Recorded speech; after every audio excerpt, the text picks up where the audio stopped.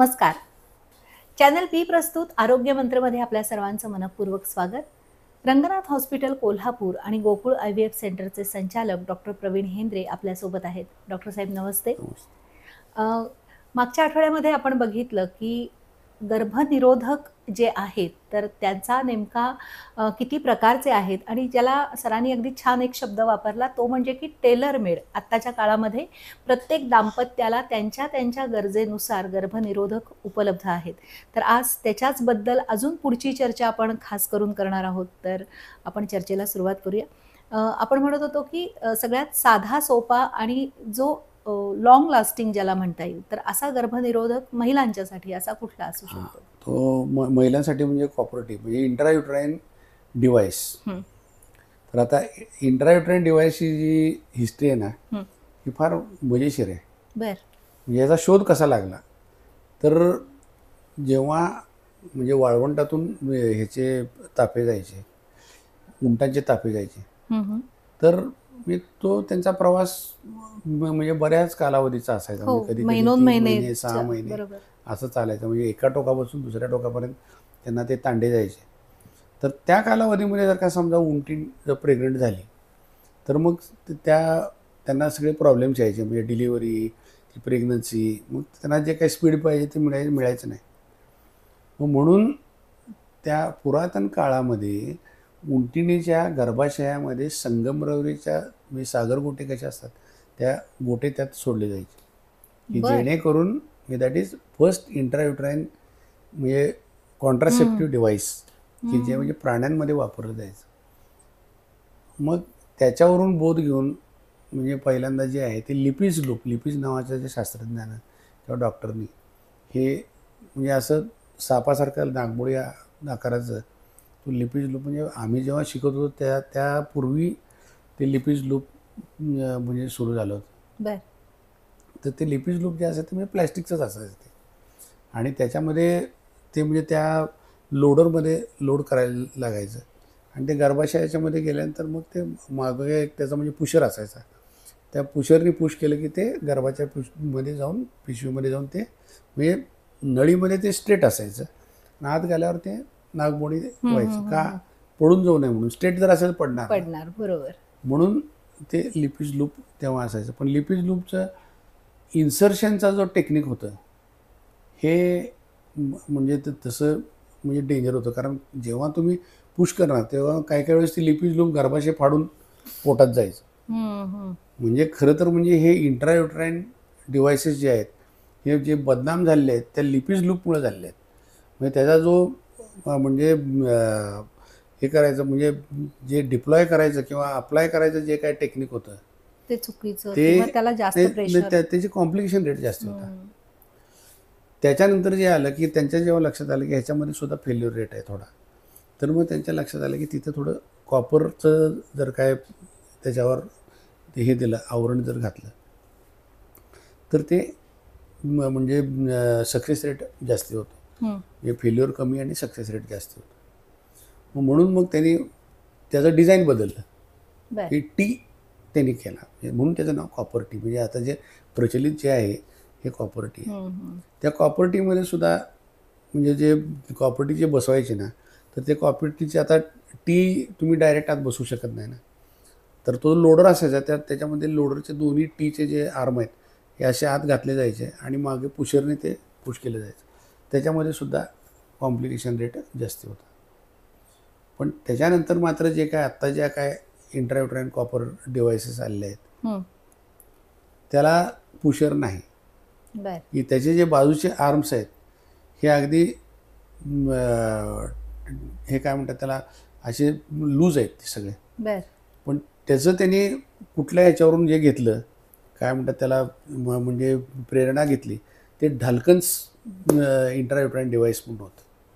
तर त्या ढाल्कन्स इंट्रायुट्राईन डिव्हाइसमध्ये काय झालं की त्याला प्रत्येक ह्या इंट्रायुट्राईन डिव्हाइसला आपण अप्लाय करतो त्याच्या खालच्या बाजूला दोरा असतो तो जो जनन मार्गामध्ये योनी मार्गामध्ये असतो आणि हे डिव्हाइस जे असते गर्भाशयात असतं. तो दोरा कशासाठी तर जेव्हा आपल्याला समजा एखाद्या स्त्रीला त्याच्यामुळं रक्तस्राव जास्त व्हायला लागला आहे, पेन व्हायला लागला आहे, तर एनी टाईम तुम्ही ते काढू शकताय.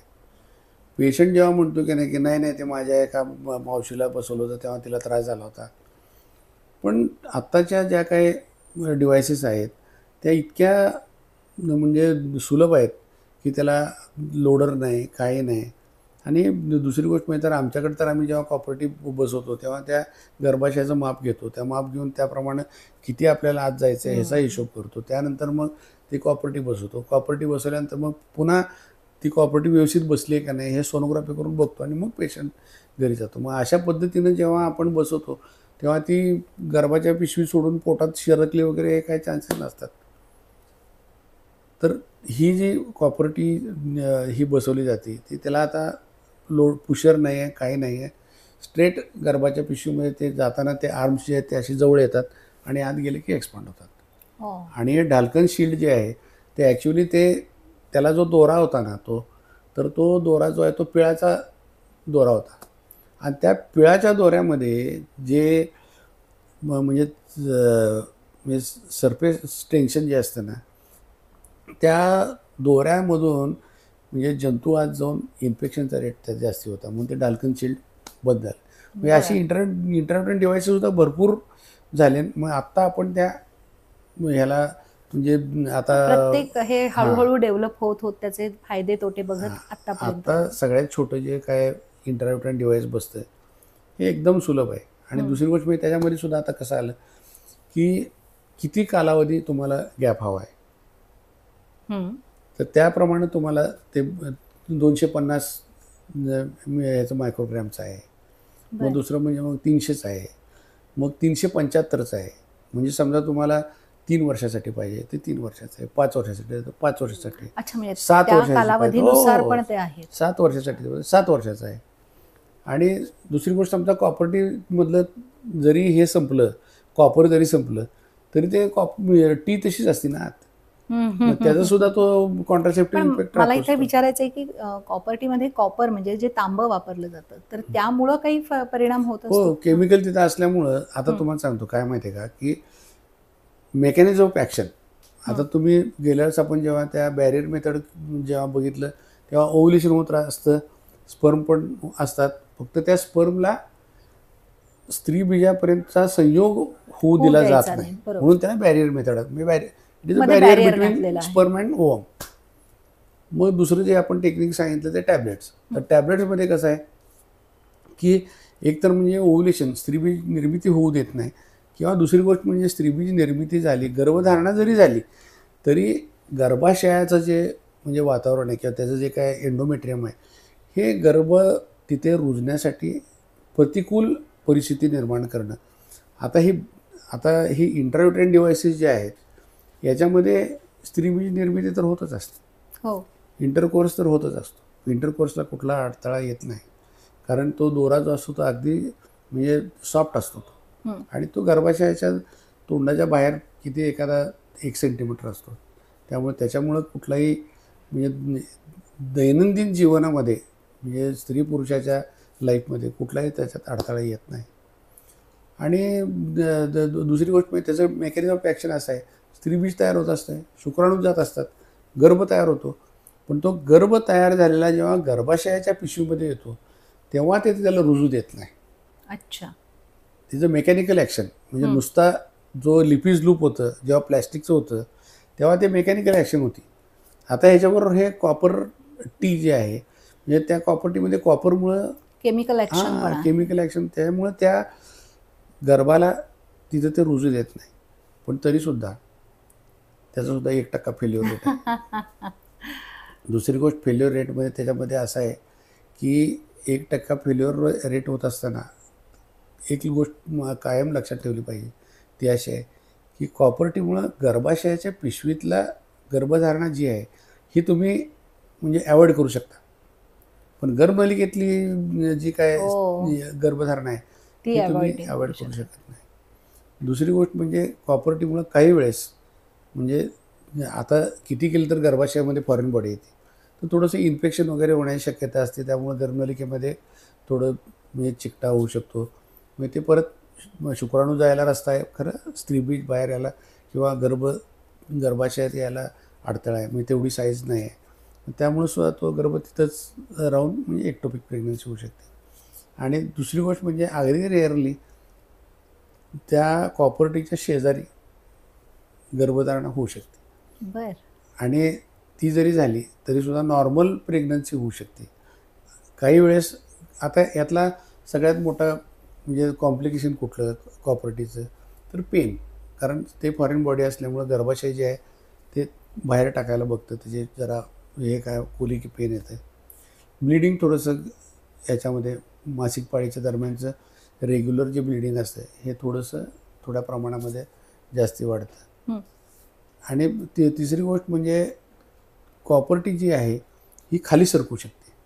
म्हणजे गर्भाशय सोडून, कारण गर्भाशय जे आहे ते गर्भाशयामध्ये जी काही फॉरेन बॉडी आहे ती ढकलायलाच बघत असते. त्यामुळं कॉपर्टी जी आहे ती एक्सपेल होण्याची किंवा मिसप्लेस होण्याची शक्यता दाट असते. म्हणजे आत्ताच्या कॉपर्टीज पोटात वगैरे, पूर्वी लिपिज लूप वगैरे पोटातून आतड्यांवरून वगैरे काढलेली आहेत, पण आताचे कॉपर्टीज जे आहेत ना त्या म्हणजे त्याला लोडर नसल्यामुळं, पुशर नसल्यामुळं त्याला हे जे आत पोटात जाण्याचे चान्सेस फार कमी आहेत. जास्तीत जास्त खाली येऊ शकते. आणि जेव्हा ते कॉपर्टी खाली सरकते तेव्हा वरचा भाग जो आहे तो तिथं गर्भधारणा राहू शकते. तर म्हणून जेव्हा कॉपर्टी आम्ही बसवतो तेव्हा सगळ्यात म्हणजे कॉपर्टी मिसप्लेस व्हायची किंवा डिस्प्लेस व्हायची किंवा खाली येण्याची शक्यता जी असते ती कॉपर्टी बसवलेल्या म्हणजे महिन्याच्या पुढच्या महिन्यात जेव्हा मासिक पाळी येते त्यावेळेस ती खाली येण्याची शक्यता असते. कॉपर्टी जी आहे ही बसवलेली जी आहे ही तुम्ही पुढच्या एका महिन्यानंतर म्हणजे जाऊन बरोबर आहे का नाही हे बघणं गरजेचं असतं. आणि त्यानंतर मात्र 6 महिन्यांनी एकदा बघायचं. आणि त्यानंतर वर्षाला जितक्या वर्षाची तुम्ही कॉपर्टी बसवली आहे, 10 वर्षाची बसवली, 9 वर्षाची बसवली, आणि 9 वर्ष म्हणल्यात 7 वर्ष आणि 10 वर्ष. इवन सिल्वर टी आहे म्हणजे सिल्वरचे सुद्धा त्याला स्प्रिंग त्यात बसवलेलं असते, तर ती सुद्धा म्हणजे जास्ती कालावधीसाठी असते. तर ह्या सगळ्या ज्या आहेत ते सोनोग्राफीद्वारे सुद्धा तुम्हाला तपासता येतात. आणि दुसरी गोष्ट म्हणजे घरातल्या घरात ती स्त्री आपल्या घरात म्हणजे गर्भाशयाच्या मुखाला आपल्या स्वतःच्या स्पर्श ज्ञानाने तिथं दोरा आहे का किंवा नाही ही सुद्धा तपासू शकते. तर हे कॉपर्टीचं जे हे आहे अजून आपलं संपलेलं नाही आहे. तर आपण मला वाटतं आता आला असेल थोडा ब्रेक घ्यायची वेळ झालेलीच आहे. कारण बर्थ कंट्रोलसाठी किती वेगवेगळ्या उपाययोजना आहेत आणि ते का गरजेचं आहे आणि त्याचा वापर समाजातल्या अनेक लोकांनी करणं का गरजेचं आहे याबद्दलची ही सगळी चर्चा आहे. आणि नेमकी कोणकोणती साधनं आहेत, उपकरणं आहेत याबद्दलची ही महत्त्वाची चर्चा. ऐकत रहा. आरोग्य संवर्धन आणि विविध आजारांविषयी जनजागृती करणारा चॅनल बी चा कार्यक्रम आरोग्य मंत्र.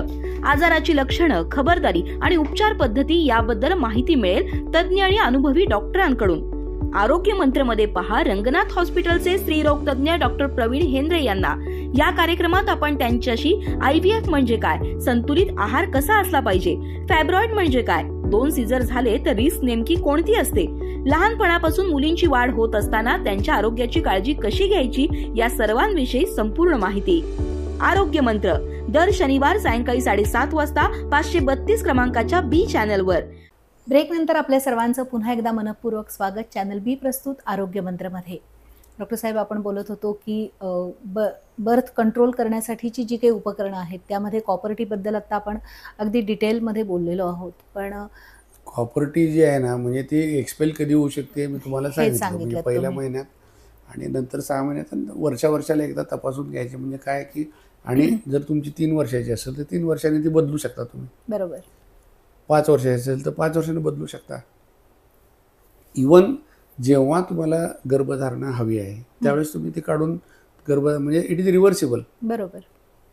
तर त्याच्या पुढचे आता जे काय आलेलं आहे ती म्हणजे ज्याच्या आता तुम्हाला सांगतो की आपल्याकडे ह्याच्यात अँजिओग्राफी केल्यानंतर 2 प्रकारचे स्टेंट येतात.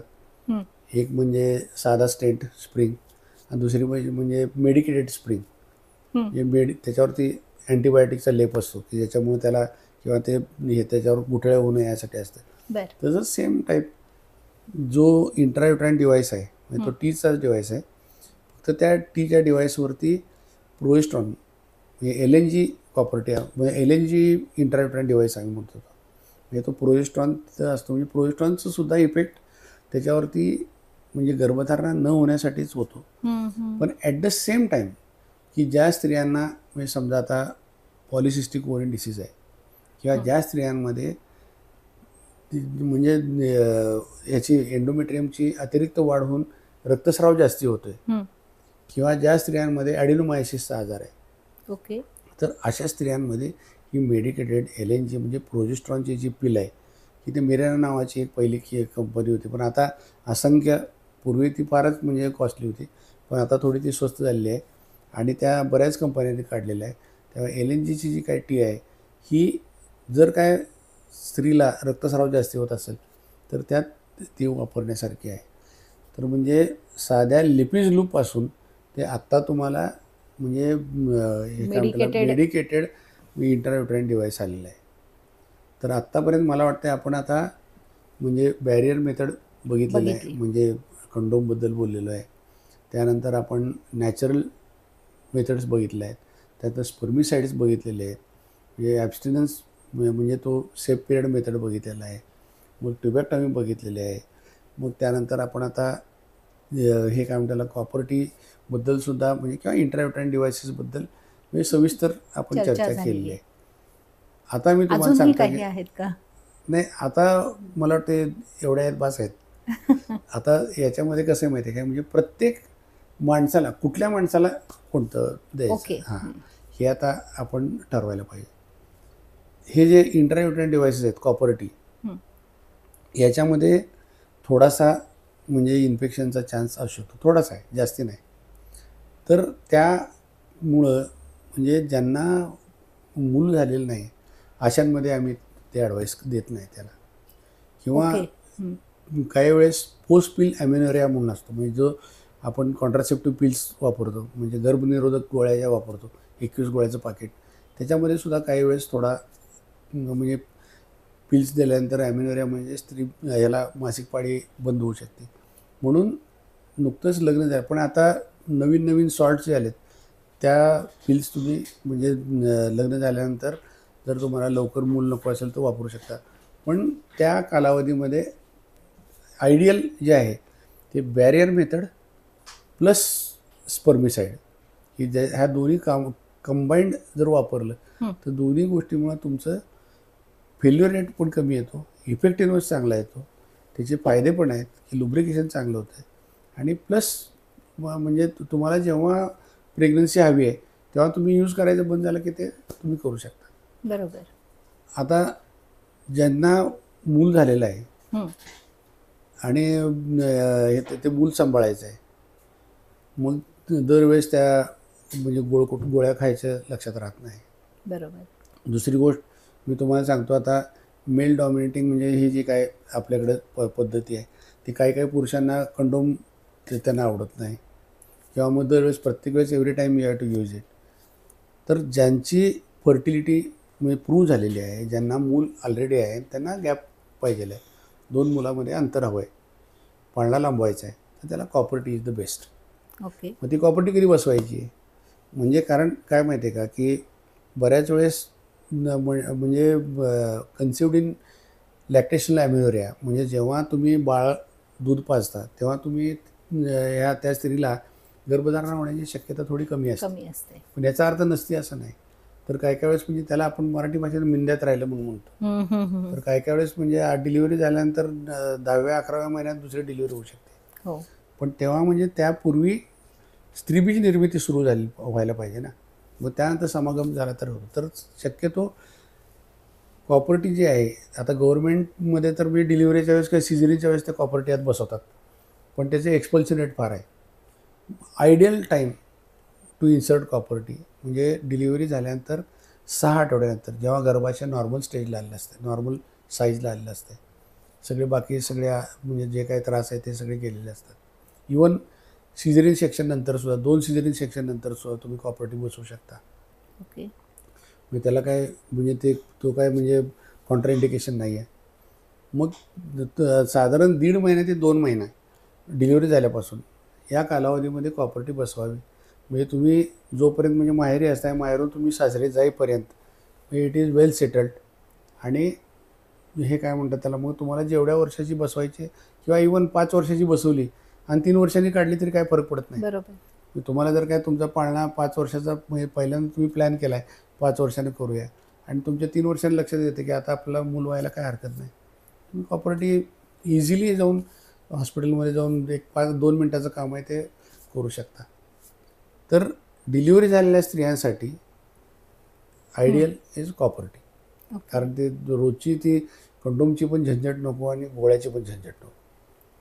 आता ज्या प्रौढ स्त्रिया आहेत की ज्यांचं म्हणजे आता गर्भधारणा म्हणजे मूल वगैरे किती म्हणजे जेवढे हवं आहे त्यांचा तो कोटा संपलेला आहे आणि त्यांना म्हणजे प्रेग्नन्सी पण नको आहे, पण त्यांना मेन्स्ट्रुअल इरेग्युलॅरिटी आहे आणि प्लस त्यांना हेवी ब्लिडिंग होत आहे, पॉलिसिस्टिक ओव्हरी डिसीज असेल किंवा ओबेसिटी असेल, म्हणजे बऱ्याच हॉर्मोनल इम्बॅलन्स असेल, तर अशा स्त्रियांसाठी जे आहे ते त्यांना जर मूल बंद करायचं नाही आहे, काही स्त्रियांचं असं म्हणणं असतं की नाही मला काय मूल बंद करायचं नाही, माझं आता 30व्या वर्षी दुसरं मूल झालेलं आहे, तर मग तुम्ही मला एक हे करा इंट्रायुटेराइन डिव्हाइस बसवा. तसं पण होऊ शकते. म्हणजे 5 वर्षात एक इंट्रायुटेराइन डिव्हाइस बसवता येतं, 35व्या वर्षी ते काढायचं, you replace with another one आणि 40व्या वर्षापर्यंत तुम्ही ते कॉपरेटिव्ह बसवायची. तोपर्यंत तुमची रजोनिवृत्ती होते, तुम्हाला मूल बंद करायचं ऑपरेशनसुद्धा करायला लागत नाही. म्हणजे हे temporary method also can be used as a permanent method.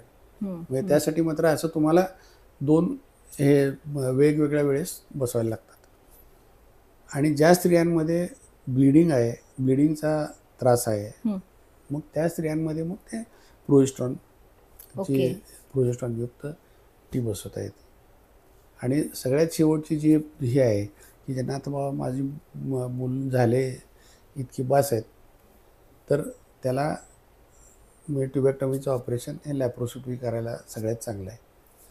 काही वेळेस काही स्त्रियांना म्हणजे भूल देण्यासाठी त्या रिस्क असतो, मग अशा वेळेस पुरुषांनी सुद्धा पुढे येऊन वासेक्टमी करून घ्यायला काय हरकत नाही. मी तुम्हाला सांगतो की आम्ही 5 भावंड 1962 साली माझ्या वडिलांनी वासेक्टमी करून घेतली होती. ते काय पैलवान होते त्यावेळेस, तर म्हणजे एवढी टेक्नॉलॉजी इतकी चांगली नव्हती.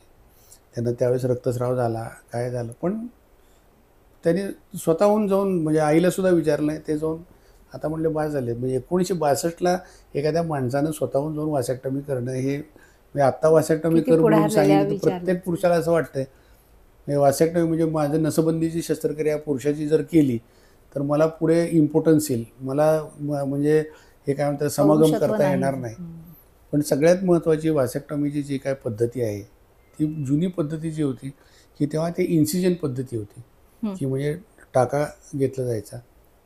पण आता वासेक्टमीची जी पद्धत आहे, वासेक्टमीची पद्धतसुद्धा बिनटाक्याची आता आली आहे. बिनटाक्याची आली म्हणजे कसं असतं की त्याच्यामध्ये वास डिफरन्स जिथून जाते बरोबर म्हणजे याच्यावरती वृषणाच्या वरच्या बाजूला म्हणजे स्क्रोटममध्ये, तर तिथे अगदी 1 मिलीमीटर किंवा 2 मिलीमीटरचा छेद घेतला जातो आणि त्या छेदांमधून ती स्पर्मॅटिक कॉर्ड आहे ना हा पाल्पेट करत त्याच्यामधून एक साधी आपली निडल आहे, निडल घालून ती वास डिफरन्स जी आहे म्हणजे शुक्राणूची जी नलिका आहे ही फक्त वर उचलली जाते आणि वर उचलून केवळ ती शुक्राणूची नलिका उचलली जाते.